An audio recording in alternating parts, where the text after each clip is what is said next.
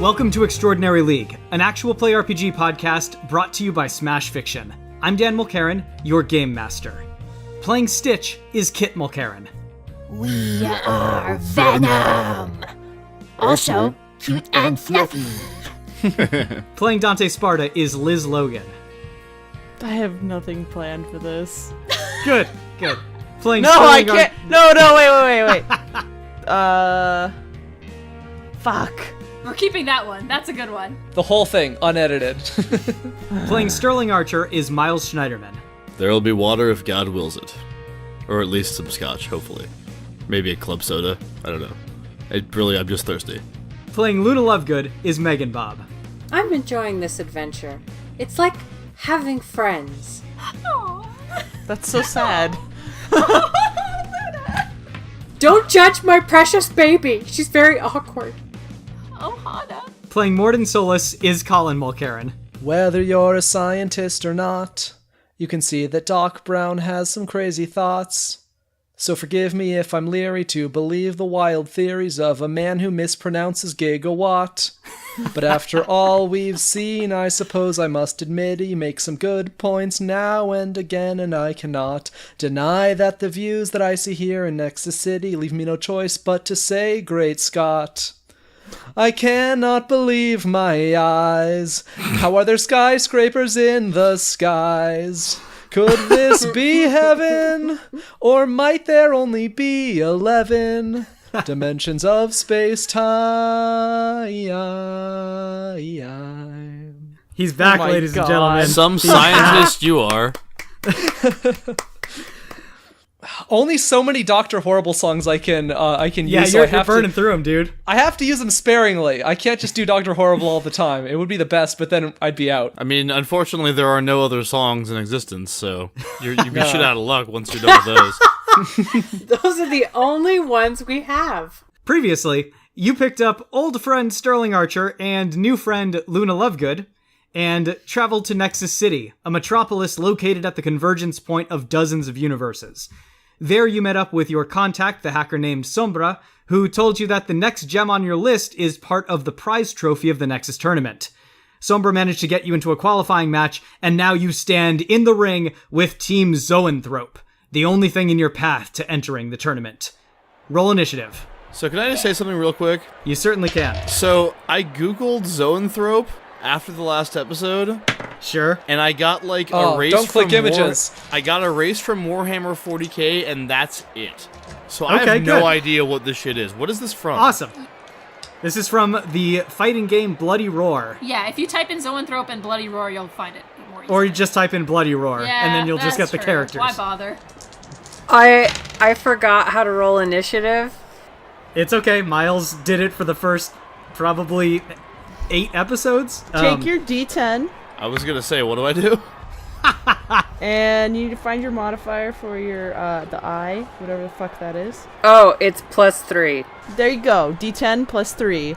Explanations by Liz. Our new series coming shortly. Liz explains things. We are not liable for any damages. Okay, so 10. All right. Luna gets a 10. Stitch. 11. Stitch gets 11. Dante. 12. Mordin. 13. I got an 8.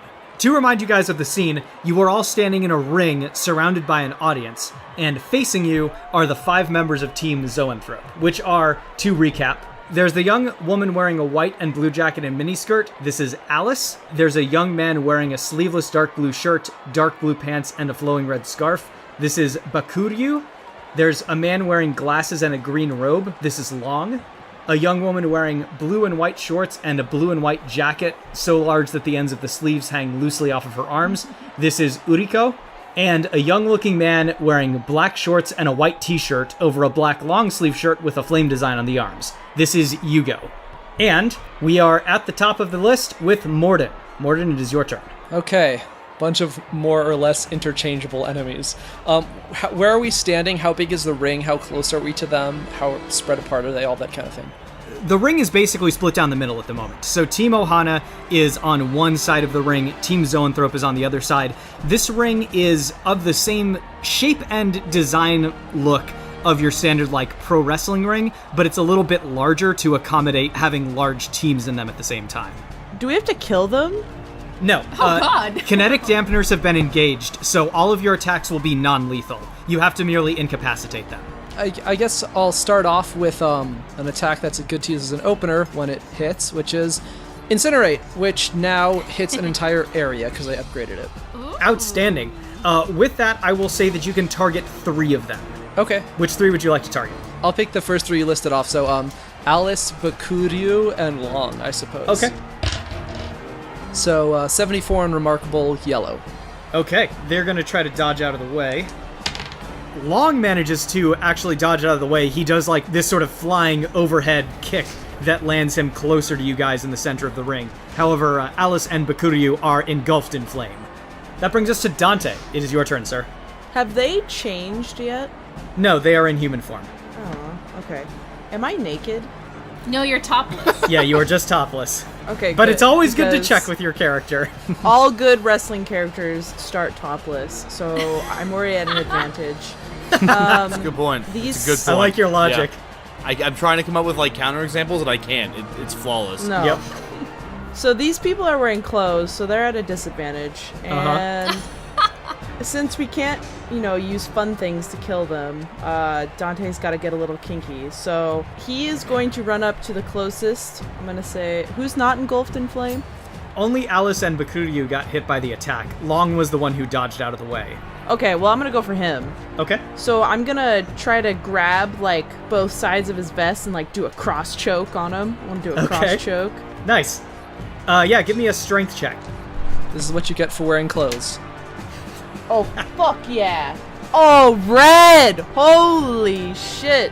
Yeah, so you get him in a complete, full Nelson or chokehold or whatever sort of hold you want to apply to him, you have.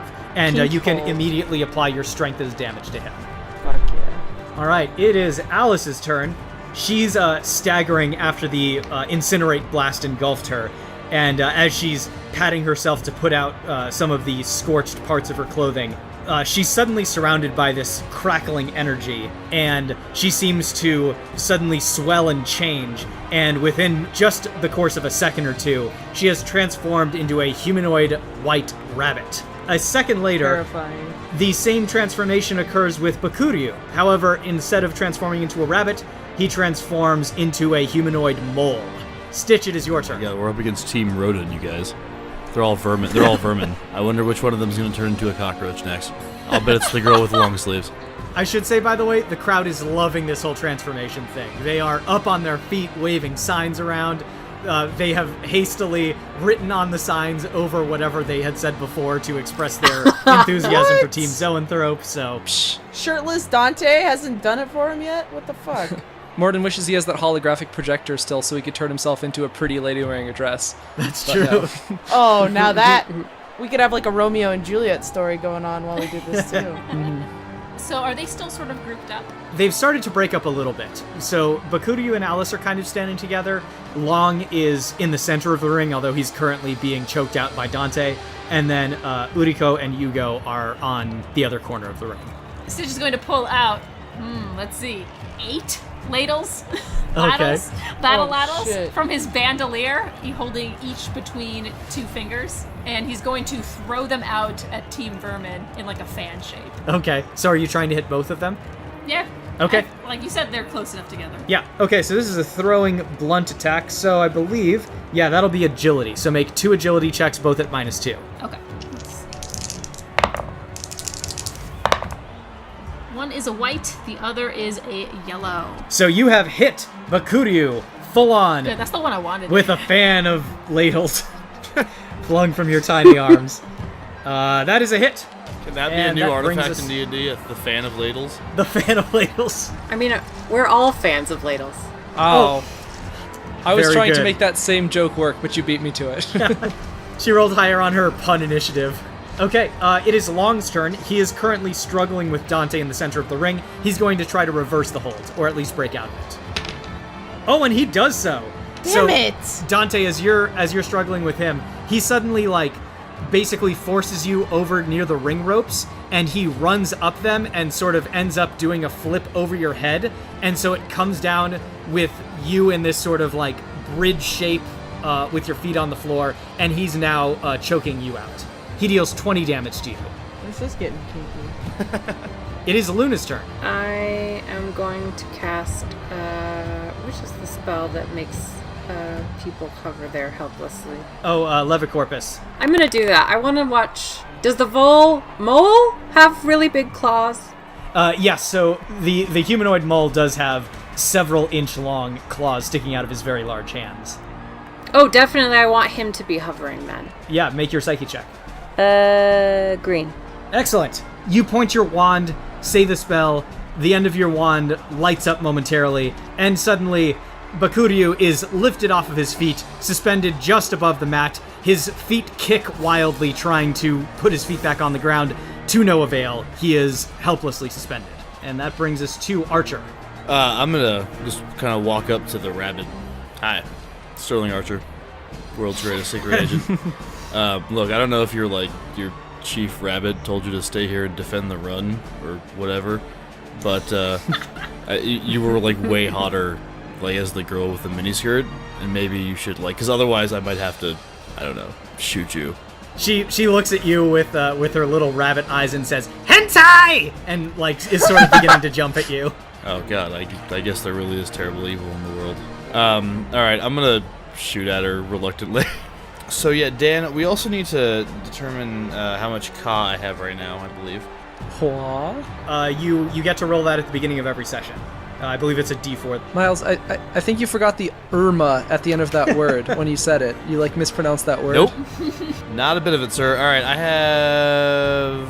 have 3. So yeah, first I'm going to, she's like pretty close to me because I walked up to her. So I'm just gonna shoot with both my pistols. Make it happen. Alright, green. A white. Okay. Did you want to spend any of your coffee or gunslinger powers, or are you good with just the one hit? If I hit her with the one, I might spend one, but we'll see. Okay. What's the damage on your guns? 12. All right. So you manage to get off 2 shots. One of them whizzes past her. The bullet, when it hits the edge of the kinetic field, just sort of drops to the ground, thus not endangering any of the audience members.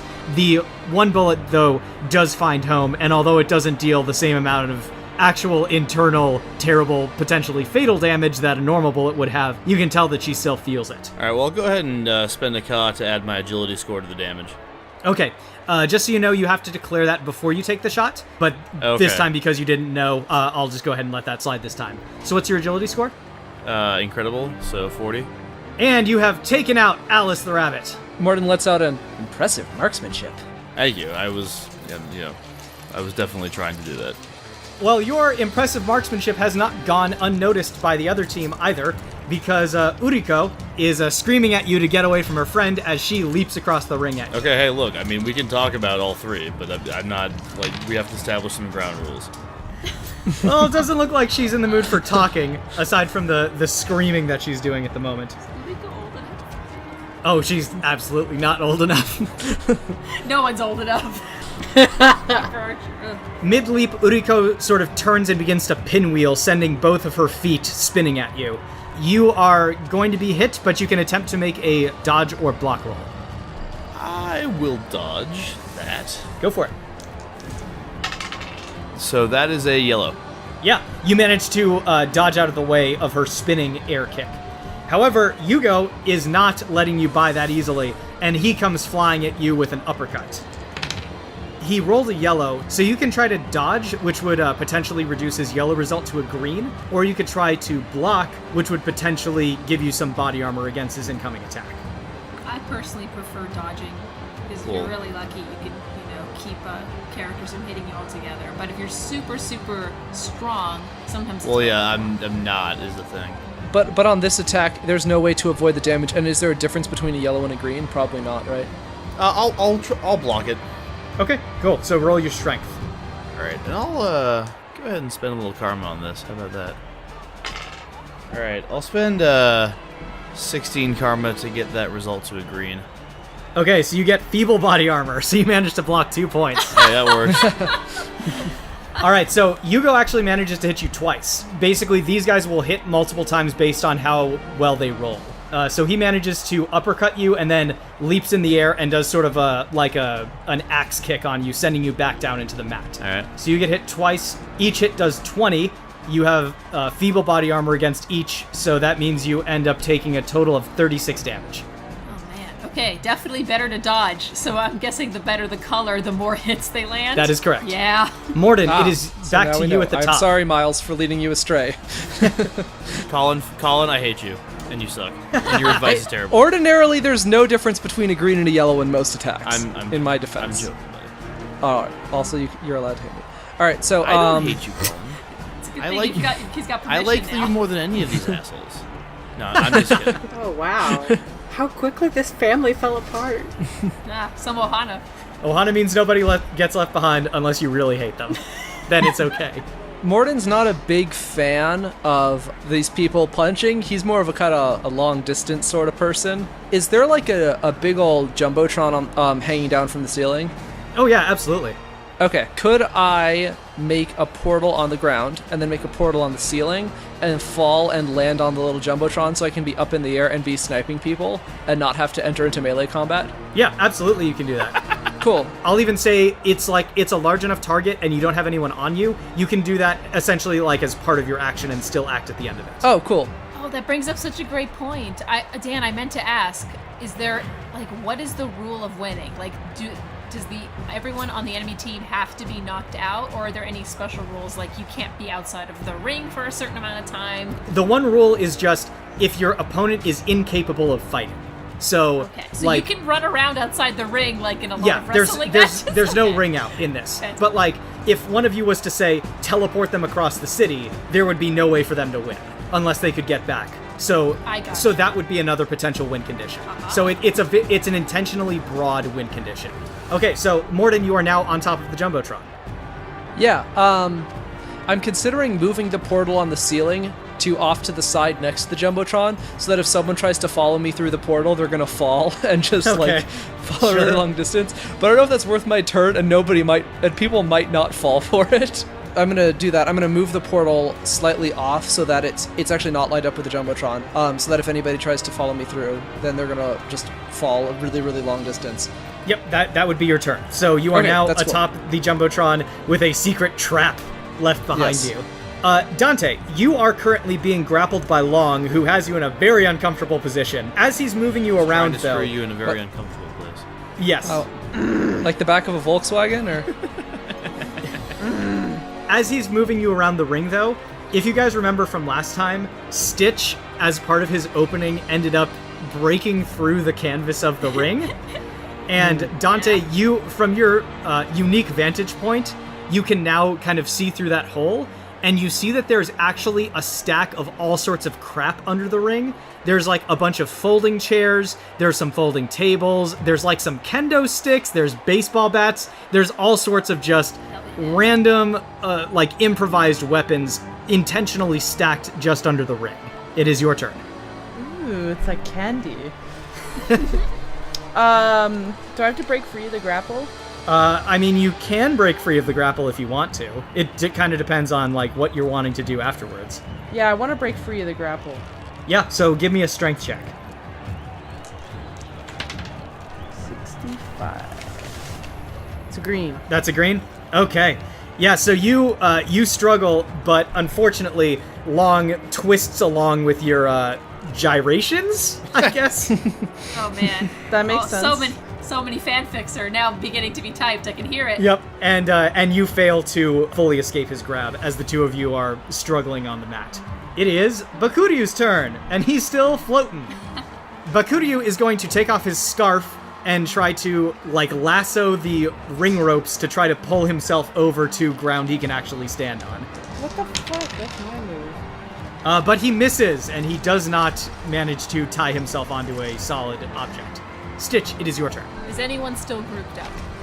Yes, Uriko and Yugo are both currently in melee with Archer, so they're both very close together. Maybe help your best friend. You're fine. Who's far enough away from other people besides floating Bakuyu? He's the only one.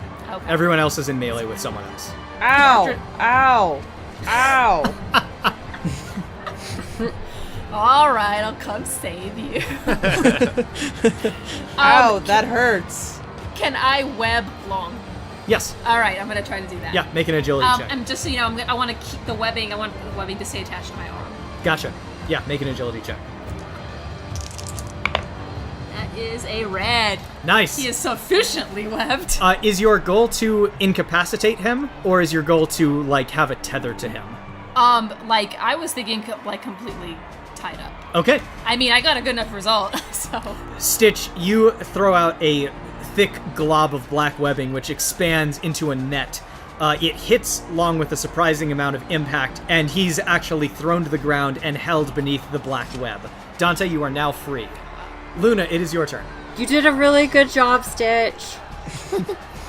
Things are obviously getting very serious. Luna has to put her hair up in a scrunchie. And then she... Archer, Yeah. are you okay? Oh yeah, no, I'm fine. Dude just kicked me twice, I think. I don't know, I'm not sure. But this girl seems kind of like she's into me, so I think it's gonna be okay. Oh. I'm still on the ground, right? Oh yeah, you're getting kicked around by these two. I was gonna heal Archer, but it doesn't. If he's getting kicked, I don't think it'll help much. So, what kind of clothes is she wearing? Is which one wearing? The one who's hurting Archer. The girl that's hurting me is the one with the really long sleeves. Oh, okay. I'm gonna cast Duro on all of her clothes, so that way they're really hard and difficult to move in. Hopefully that'll just help Archer. too I don't much want to starch. hurt his pride too much. I appreciate that. Oh, that was my kidney. Okay, so roll your psyche. 60. Oh, it's still green. Yeah. All of a sudden, Uriko's clothing shines as though it were metal, and her kick, which she had been winding up to hit Archer with, kind of stops mid-swing, and she teeters and falls over as her clothing has become too hard and stiff to move in. I could make a joke. Archer, it's your turn. I could make a joke about that. Yeah, I'm about not how going something to. is too hard and stiff Yeah. to move. Yeah, no. Yep.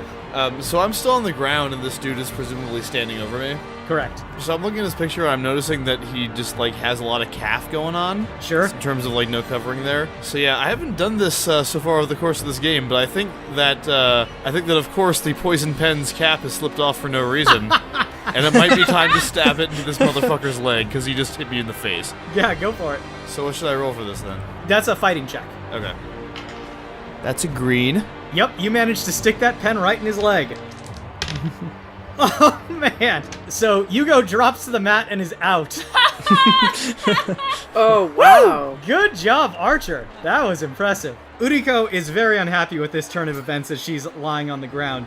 She scrunches up her face in concentration as energy erupts from around her, and she transforms into her werecat form and is going to try to break out of her now hardened clothing. And she fails to do so, even with her now enhanced strength. All right, that brings us to Mordin. Now that clothing's just more uncomfortable. Yeah, now it's just tighter. So, Yuriko's still up. Bukuryu is up and he's floating, is that correct? Yeah, Bakuryu is up and levitating uncontrollably. Long is webbed, and Uriko is prone and kind of imprisoned in her own clothing, but still, like, active. Okay, I'll hit her with a cryoblast. That is a yellow, and it says she has to make an endurance check. Green and she's slowed, white and she's frozen. She is frozen, Sweet. and that effectively takes her out of the fight. Cool.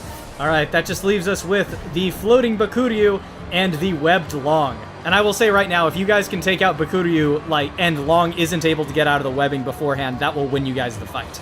I have Cool. a thing in mind. I'll wait for my turn. Dante, it is your turn. Okay, so what's Long? He's just webbed? Long is under a web. Okay, I'm gonna dive underneath the stage and pick up those chairs and bash on them. Yeah. Okay. Cool. You reach under the stage. As soon as you pull out the two folding chairs, the audience, who had been kind of starting to swing in your direction, now erupts in cheers, and they start chanting, Dante! Dante! Dante! So I pause for a second, and as the sweat glistens off my extremely large and impressive muscles, I do a few poses, I balance it on the tip of my finger, and then whack! Nice. So you can either make one fighting check, or you can make two fighting checks at -2 each. Okay, I'll do the two. Cool. However, and this is the hidden bonus part, the audience is now on your side, so you are at +1. So you're only at a net of -1 for each attack. Okay. Here we go. Karma. They like the chairs. I'm gonna bring that one up to a red, Nice. and I'm not gonna use karma on this one. Okay. Aha! That's a yellow. You bring down both chairs with a thunderclap of an impact, and Long is officially out before he could even transform. Fuck yeah. Yeah. It is Bakuryu's turn. He continues to swing his scarf around, but this time, instead of going for the ring ropes, he is now going for Stitch. Stitch, you feel the scarf wrap around your neck, and Bakuryu begins to pull, trying to choke you out. Okay, so Bakuryu inflicts 30 damage to you, Stitch. And it is your turn, Stitch. Is that scarf still attached? It is. I'm gonna yank him toward me with my fist outstretched. Okay. Give me a strength check. Green. So he was underestimating your strength by quite a bit, and looks very surprised when you yank him across the stadium and directly into your outstretched fist. Bakuryu does a full backflip in the air and continues backflipping as he continues to fly off, out of the ring, and unconsciously levitates his way into the audience, who is at this point on their feet, chanting and stomping, completely delighted by the performance that all of you have shown tonight. So there's a shot of all of you standing victorious in the ring. The camera slowly pulls back, and we see that this is part of a montage of similar scenes of triumph as a multitude of strange and eclectic warriors raise their fists in triumph above their defeated foes. The whole montage is playing behind a being sitting at a desk. He's dressed in a salmon-colored sweater over a collared shirt and a red tie. Despite his meticulously coiffed brunette hair, he's clearly some type of humanoid alien. His skin is lemon yellow. He has a very pronounced overbite. His eyes are large and circular, and each of his hands has only 3 fingers and a thumb. Hi, I'm Troy McClure.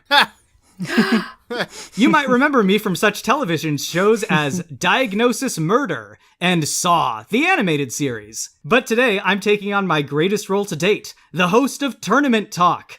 That's right, I'll be walking you through every spine-tingling, electrifying moment of the Nexus Tournament.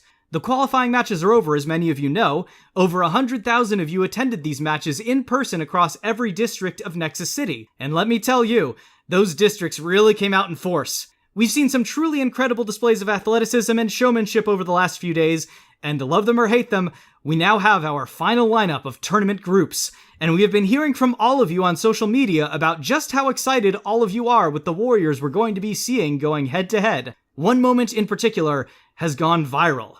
Take a look at this footage from the Chicago district. And then at this point, you see that there's some footage of Dante beating Long repeatedly with folding chairs. And then a moment later, Stitch tugging on the balloon-like mole man directly into his fist and sending him spinning off into the crowd. And Troy McClure continues, "Well, because you demanded it, I sat down with the members of this group who call themselves Team Ohana and talked to them about how they feel about this once-in-a-lifetime opportunity." And the scene now shifts to Troy McClure sitting in a plush chair in a cozy library, smiling to someone sitting just off to the side of the camera. "I'm so glad you could join me, Mr. Checks his notes. Archer. Sterling Archer, is it? Yeah, definitely, Troy. Big fan. Happy to meet you. Love Diagnosis Murder. Well, of course you do, sir. Now, that was some very impressive gunplay we saw out there in the qualifying match. Tell me, where did you learn such skills? Oh, that was it all comes from Ka, Troy. And also from my mentor, Roland. He's kind of a hard ass. I see. And is this Roland participating in this tournament? Oh, no. I will be representing the forces, the will of Ka, shall we say. And of course, the lineage of Gilead, of which I am descended here in this match. The camera is showing Troy McClure's face getting slightly blank as he increasingly has no idea what you're talking about. Gilead, Troy. It's a really important place. I was born there. And then the scene shifts. Troy McClure is saying, "I have to say, Luna, you really have a lot of people talking out there. And the question on everyone's lips is, who are you wearing?" Curtains? And then she's gonna reach out as far as she can and try and touch his skin because she wants to see what it feels like. He actually kind of leans into it, like, it looks like he maybe gets this a lot. And he just sort of continues asking, I see, curtains. Is that Giacomo Curtains, the famous Italian designer? She's just gonna I think she's had enough touching his hand and she's just gonna sit back in her chair and go, do you have any biscuits? The scene shifts. And Troy McClure is now saying, he checks his notes, Daint, what do you have to say to the accusations that some people are saying that you are a vampire? Well, I would say don't make me angry, because when I get angry, I beat people. Like with that chair. Like that chair underneath you right now. Do you want me to beat you right now? Because I can do that. I mean, I could suck your blood, too. It doesn't matter. Well, that's all the proof I need. Yeah, he'll do it, too. The scene shifts. Dr. Solus, would you happen to be of any relation to Team Battletoads? I'm not racist. Mordin's looking down at a screen on his Omni tool and then looks up and says, sorry, running scans on your skin tone pigmentation seems to be high levels of bilirubin associated with yellow pigmentation. What color sun is your planet? He eats lots of carrots, Mordin. Carrots. Yes. So much jaundice in this I say, could I perhaps perform a test on your bile ducts? I imagine at this point, like, you pull out a hypodermic needle, and Yes. the screen very suddenly cuts. At this point, Troy McClure is leaning over, and he says, "Oh, aren't you just precious? Would you like a little treat? Would you like a special little treat?" I assume the camera now pans to Stitch not wearing the Venom symbiote. He's kind of sitting uncomfortably on the couch. Okay. Just, like, not sure who's, like, does he look at this yellow thing? Does he look at that? Oh, what's that? And then from the camera's perspective, Stitch gets off the couch and kind of goes off camera. And then, like, a big nose and eyes reappear right in front of it. Okay. And then the camera sees the inside of his mouth. There's some sounds of some people screaming in the background. And then the camera very abruptly shifts. And crashing. And Troy McClure is again sitting facing Archer, and he says, all right, now on to some of our viewer questions. Archer, if you could be any animal, what would you be? I think I would be a secret agent, or maybe a tiger. Some sort of a tiger secret agent? I mean, what better kind of tiger could there be? I think that I've had some bad experience with ocelots, and I think that tigers are definitely tough enough to take down both alligators and crocodiles, so... Yeah, I think it would be... I like the stripes, too. I think they would be very helpful for stealth, which is one of my strengths, many strengths. I have all the strength, really. Luna, what would you say to some of the young women in our audience who might someday like to partake in the Nexus Tournament? Trust your instincts and probably just keep walking ahead. Even if it's a scary noise or something, it'll probably be fine. Daint, what do you do when you have a real case of the Mondays? Beat your ass with a chair.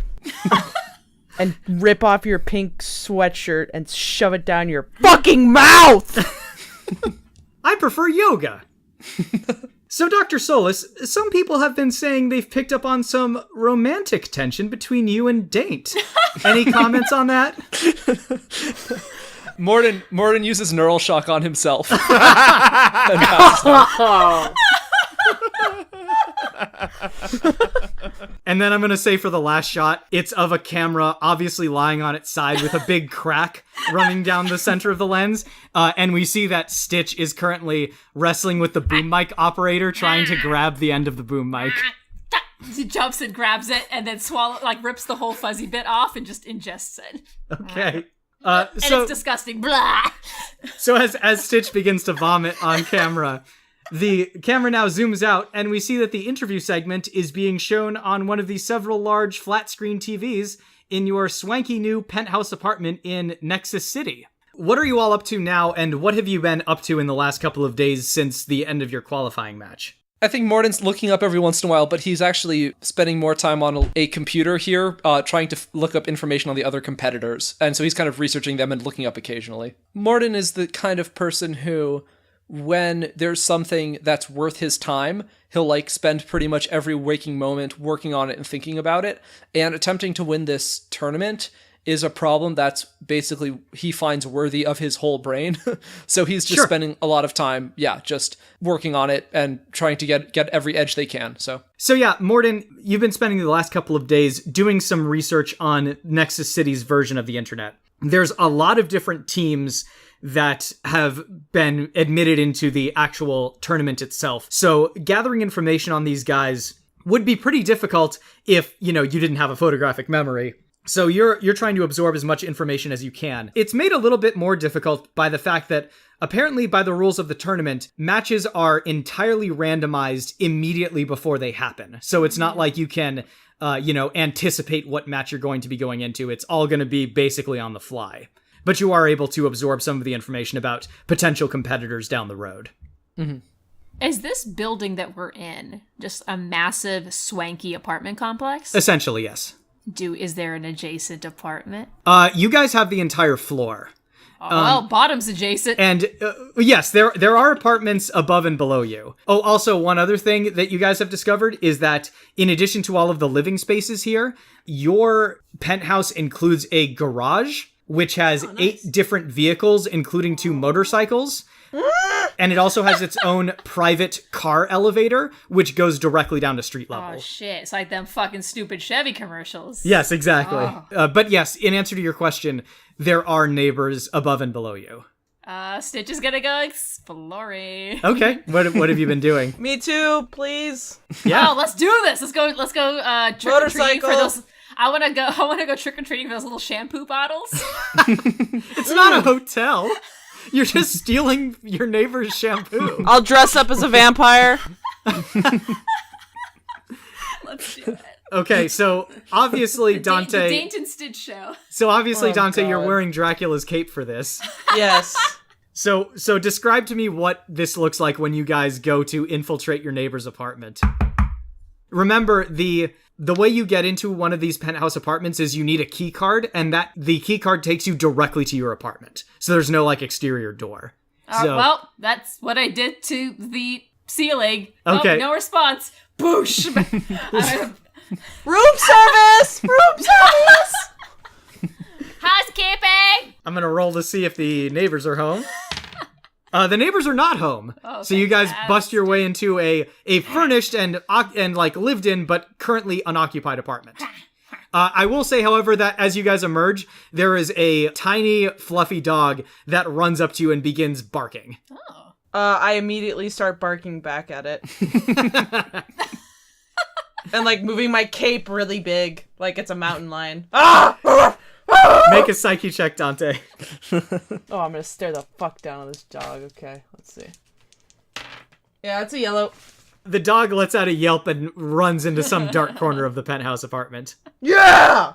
Okay, so Stitch is gonna go for, where's that bathroom? Or them little mini shampoo bottles. Okay, so Stitch... Pulling out drawers, just digging through. What are you doing when you find the shampoo? Are you just stealing it, or are you trying to give yourself a nice little shampoo down? He's gonna throw them back down into their suite. So basically, I'm gonna say that Lace is down below, and she's catching the shampoo. Bag?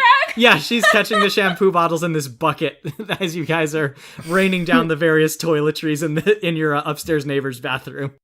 Luna's been working on 2 separate things. Okay. One is trying to see when Mordin's gonna fall asleep. Oh, you got a narrow window. Solarians sleep 1 hour a night. I've learned this. I thought I would have more time, so I'm having to be very observant, and it's not going great. But I'm waiting for my window, because I really want to touch your skin, and I think if you don't sleep very much, you must sleep very hard. This is the hypothesis I'm working with. Man, poor Mordin. So many people just want to invade his personal space.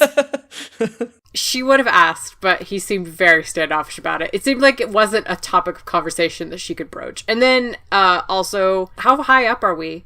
You guys are about 15 floors up. Excellent. All right. I assume there's a balcony. Yes, there is. Fantastic. All right. I've also been looking through all the food and leaving bits of it outside to see if there's any interesting birds. Oh, nice. I like it. Some sky squirrels? I'm very hopeful. With regards to your rubbing, Luna, do you have the stealth talent? I have a +1 stealth. Okay, so roll your agility with a +1 column shift. And Mordin, I'm going to need you to roll your intuition plus your perception -4. Okay. This is worth karma to me. Okay. It would be a yellow, but the -4 brings it down to a green. Okay, I have a yellow. Okay. Luna, you now have a nice little rubbing of Mordin's weird skin. Mordin, you wake up one morning and one side of your face feels a little weird. I imagine, Mordin stumbles out of his bedroom and walks out to the kitchen to, make himself some coffee or something, and sees a charcoal drawing hanging up on the fridge of a strange texture. And Luna, what you find is that this area of the city is frequented by 2 different types of aerial creatures. There are rock doves which fly around, and there are also some creatures which kind of look like pelicans, but they're very small and appear to be kind of reptilian. Luna is going to dedicate her life to making an army of them. Okay. When Dante and Stitch are finally done with their dirty deed, Yes. Stitch is going to jump back through the hole, hanging onto the ceiling with his little wall crawling ability, stick his arm back through the hole, web a large couch, and pull it over the hole so that their shenanigan entrance will not be found right away. The perfect crime. So eventually, the day does roll around when it is the first official day of the Nexus Tournament, and Team Ohana is officially there. So, how are you guys planning on getting to the tournament? What vehicles do we have? That's up to you. So there's just 8 vehicles, but we can decide what they There are? are 8 vehicles, 2 of which are motorcycles. I have my usual GM veto, but I am going to be very liberal with how I allow you guys to, make use of this penthouse apartment. So no Batmobile, huh? Wow. Good job, Kit. What about the Daddy Wagon? Or the Jonas Brothers? Oh my Jonas god. Brothers. I'm gonna veto the Jonas Brothers Nightmare Mobile. The Fleshmobile. How about Bowser's Koopa clown car thing that he flies around in? Sure. You can have the Koopa clown car. What's big enough for all of us and a raptor? The turtle van? Yeah, I guess so.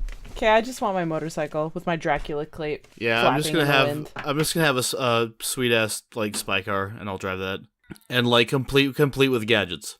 Oh yeah, no, there's definitely an ominous looking row of buttons on the dashboard when you climb behind the wheel of this baby. Excellent. So are Stitch, Lace, Luna, and Mordin in the Teenage Mutant Ninja Turtle? In the turtle van? Yeah. If that's what's in here, Let's then yes. fucking do it. Who's driving? I mean, Can anyone I drive? but probably Mordin? am the one who has feet for that. Do you know how to drive Muggle vehicles? Probably not. Yeah, Stitch is gonna jump in that seat. You can't reach the pedal, Stitch. Stitch totally drove Oh, you're right. a car You're right. in Lilo and Stitch. Never mind. I retract my ridiculous rejection. Don't worry about how he does it. I mean, you're even more capable of doing it now that you can extend the symbiote. That's so. true. The private elevator goes down to street level and opens up, and a motorcycle, a sweet Aston Martin, and a large, blocky, yellow and green, turtle-themed van come rolling out onto the street. Rolling in style. The Extraordinary League, ladies and gentlemen. The Balboa Memorial Arena is a gigantic building at the crux of several different districts of Nexus City. As you all pull up to it, you can see that the multi-level parking structures nearby, all of them are filled to capacity, and people fill the sidewalks, eagerly waiting to be let inside. As you all pull around to the back entrance, fans immediately begin to swarm towards your respective vehicles with camera phones ready to try to snap a picture of all of you as you enter the building. So you all exit in the underground garage of the arena and enter into the backstage area, which is beneath the actual arena itself. As you're being shown to your team dressing room, you can see that there are common areas where the other teams are working out or watching TV or just talking and planning with each other. You can see that each of the teams has a camera person following them around, intently documenting everything that they're doing. Before you can enter your dressing room, though, you are approached by a woman wearing a white doctor's coat carrying what looks like a high-tech jet injector. And she says, Team Ohana, I need to inject you with some translocation nanos. Isn't that my job, baby? Oh God.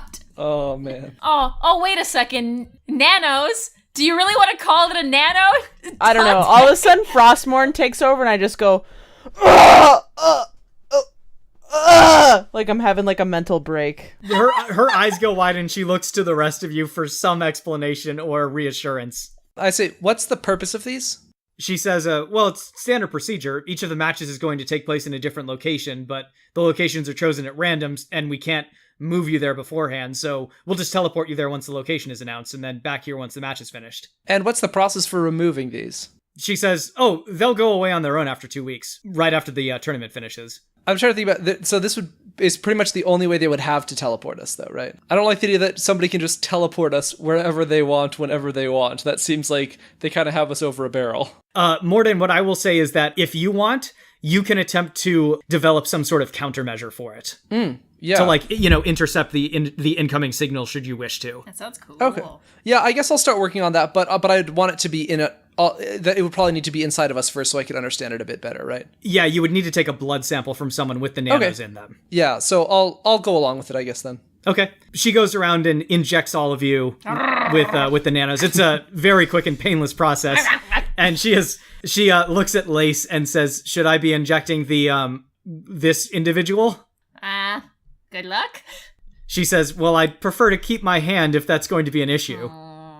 Stitch pats Lace in like a "it's gonna be okay" kind of way. Okay. The doctor very slowly leans in and injects Lace. Hot raptor breath is breathing down their neck. And with that, she turns and hurries off down the hall. You can see that she's passing a familiar-looking group of warriors, and one of them turns to her and says, "You shouldn't have bothered with them. They won't make it past the first round." And you all can see it's Team Soul Edge making their way down the hallway. Was that a Scottish accent? No, that was a pirate accent. It was a pirate accent. just Come on, making sure. Miles. No, you would know if I was doing my Scottish accent because it would sound like I was dying. Stitch is gonna throw a fucking ladle at his head. Okay. So as he's walking past, the ladle hits him in the side of the head and knocks his hat loose. He turns around and fixes on you with these blazing eyes. "You watch yourself, whippersnapper. I may not wait till the tournament before I lay you low." Whoa, hey, settle down there, Bluebeard. Who the hell talks like that, man? I'm just saying, like, you act like pirates are still a thing. Pirates are not a thing. I mean, they are, but they're not like, the cool pirates like you're trying to be. They're more like Somalian and, like they kidnap people on motorboats. Raphael says, "You'd best watch your tone if you know what's good for you. It is not wise to insult your betters." Oh no, I'm very sorry, Mr. Long-haired French person. Am I offending you? Who got this group together? Who are these people? I say, our betters, are you? I say, that's why we're using technology that is, I'm gonna guess, around 5 or 6 centuries ahead of yours? Tira is spinning this large bladed ring around her wrist and says, "Oh, I think they want to see what my ring does now. I don't think they want to wait." Oh, hey, I remember you. We talked last time. I think we should probably open negotiations again for possible collusion between teams. At this point, I'm going to say that the camera cuts away to Lizardman and Lace, who are looking at each other, and the background music is just, "Sometimes when we touch." Is Lizardman looking at her with Dan, that you lust in those monster. eyes? They're just looking at each other. Luna's gonna give Lizardman a thumbs up in regards to the whole Lace situation. Oh no. She's not paying attention to the rest of it. So you notice, by the way, that there's this little floating orb that has emerged from your dressing room and has been catching all of this on tape. Like it basically looks like a metal orb about the size of a beach ball. The top and bottom hemispheres are mostly dark and featureless, but there's a strip of red lights running around the equator, and there's a single large camera lens, which is pointed at all of you, eagerly drinking in this drama happening between you and Team Soul Edge. Stitch notices it and jumps onto it. All right. He wants to ride that thing. And it says, "Oh no, please don't do that. You're blocking the view." He's gonna start banging on it like he did the DDC. Okay. Now that the distraction has somewhat taken away from the tension, Team Soul Edge turns with one last sort of head flung in defiance at all of you, and they walk off down the hallway. Hey, Marcel Fisher, you should go back to the 2004 Olympics. Oh my god. What?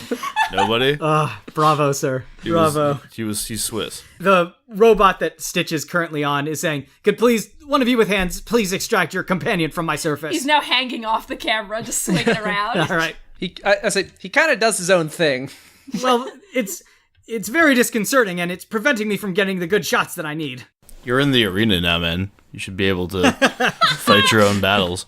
He says, I'm not a fighter, though. I'm Cambot. I'm your producer and your videographer for the tournament. Are you going to be in the ring with us? Well, no, I'm merely here to document your backstage and out-of-arena events. You agreed to full reality show coverage at the discretion of your assigned producer when you initially signed up for your qualifying match. It was in all the paperwork that you filled out. Oh, yeah, no, absolutely. Absolutely. Stitch. Yes, we Stitch, filled that out. Let the robot do its job. Stitch is gonna bounce off of it, oddly obedient. Thank you, Stitch. That means a lot to me. He's gonna look up at the Cambot Okay. and ask, "Are you coming with us?" Well, no. Again, I'm merely here for off-arena shooting. There will be other cameras in place during your actual match. Too late, buddy. You're a member of the family now. Just get used to it. Stitch is gonna reveal a little bit of black webbing and shoot him with it, and then This is not part of the contract. He's just gonna keep walking along, sort of having Cambot tethered like a balloon. Mordin's going to turn to him and say, think of the great shots you'll be able to get if you're really up close when the action's happening. Well, I suppose that's true. Unprecedented footage, one might even say. You'll be a star. If you come with us, I'll wipe all the slobber off of you. At this point, you can see that the TV screens, which are scattered throughout the backstage area, have switched to show the interior of the arena. As the house lights go down, a spotlight comes up on stage, and an ecstatic roar erupts from the audience as they begin to chant and cheer and stamp their feet.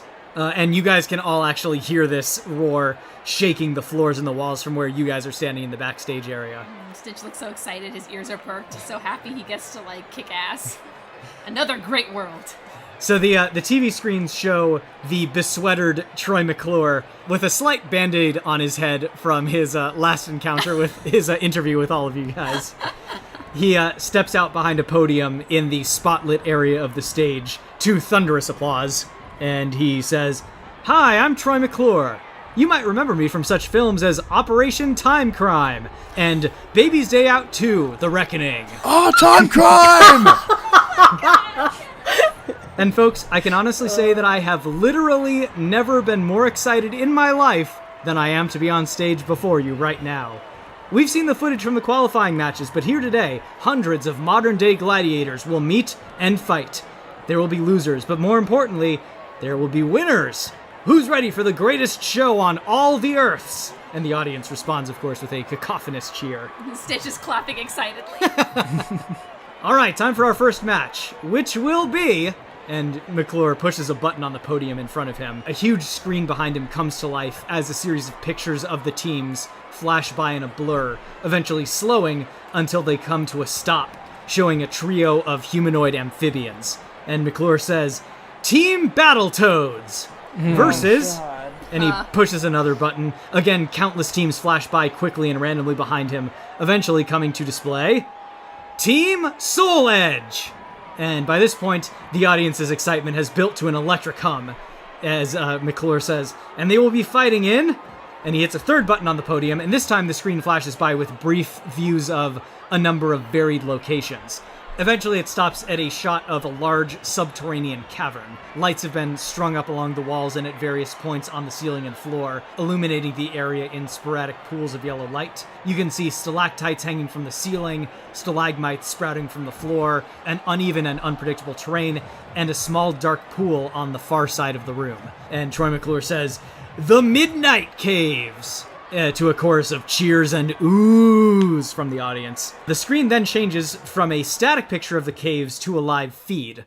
Two separate groups of shimmering blue-white light appear and seem to solidify, one group becoming the medieval warriors of Team Soul Edge, and the others becoming a trio of sunglasses-wearing, heavily muscled humanoid frogs. The air distorts momentarily around both teams as the kinetic dampeners are engaged, and a moment later they receive the go to fight, and both teams leap at each other. Watching this fight, you can tell that the Battletoads are obviously skilled and well-trained.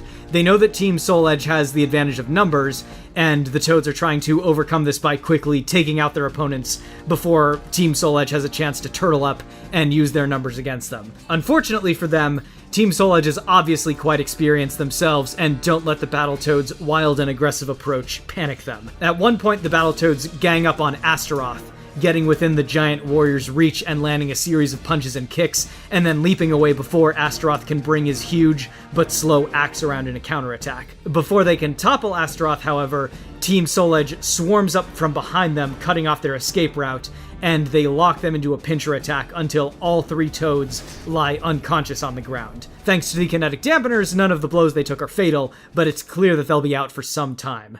This match has been decided. Your winner, Team Soul Edge! And the medieval fighters raise their weapons in triumph as they and their unconscious foes are teleported out of the caves. Stupid heads. Back on stage in the arena, Troy McClure laughs in delight. Let's hear another round of applause for our fighters, he says as the audience gladly indulges. Don't worry, folks, we have only the highest grade medical care for the tournament. Team Battletoads will be back on their webbed feet in no time. I'm not racist. Alright, let's move on to our next pulse-pounding match, shall we? And that match is going to be... He pushes a button on the podium, and once again, teams begin to flash on the screen, eventually coming to a stop on some very familiar-looking heroes. Team Ohana Excited clapping. versus Team... is this right? Team The Very Best. And they will be fighting in The High Rise. At this point, a tingling sensation comes over all of you, similar to what you feel when you activate the DDC to travel to worlds. You're surrounded momentarily by a nimbus of white and blue light. A moment later, it dies away, and you find yourself standing in a very different location. And I will point out at this point, Stitch, you do still have Cambot on the end of your tether like a balloon. So you're all somewhere in Nexus City. There's no mistaking the weird geometry of the Kaleidoscope City. You're several stories up, standing on the concrete floor of a building under construction. There's no interior or exterior walls, just an exposed skeleton of metal girders and unfinished concrete floors. Construction equipment is scattered all around, tools, machines. You can even see a few cranes and other vehicles just outside the building. From the looks of things, you're about halfway up the building, and you can see small drone cameras buzzing around from multiple angles all around the site. Standing across from you, emerging from his own glowing teleportation field, is a single opponent. He looks to be about 10. He's wearing a white and red ball cap over his thick, spiky black hair, and he's wearing a blue jacket over a green shirt, jeans, sneakers, and fingerless gloves. Perched on his shoulder is a small creature, maybe the size of a cat. It looks something like a combination between a rabbit and a rodent, with bright yellow fur and a dramatically zigzagged tail. The air around you seems to shimmer and thicken. A mechanically amplified voice emerges from speakers around the area. Kinetic dampeners engaged. You are go for combat. Fight.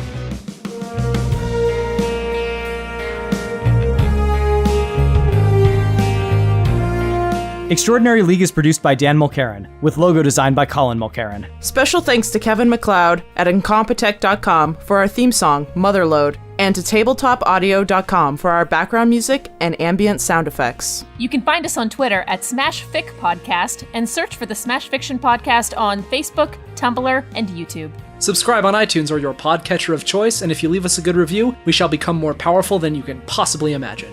If you have any suggestions, feedback, or other contributions, send them to us at smashfictionpodcast@gmail.com and help us continue the fight.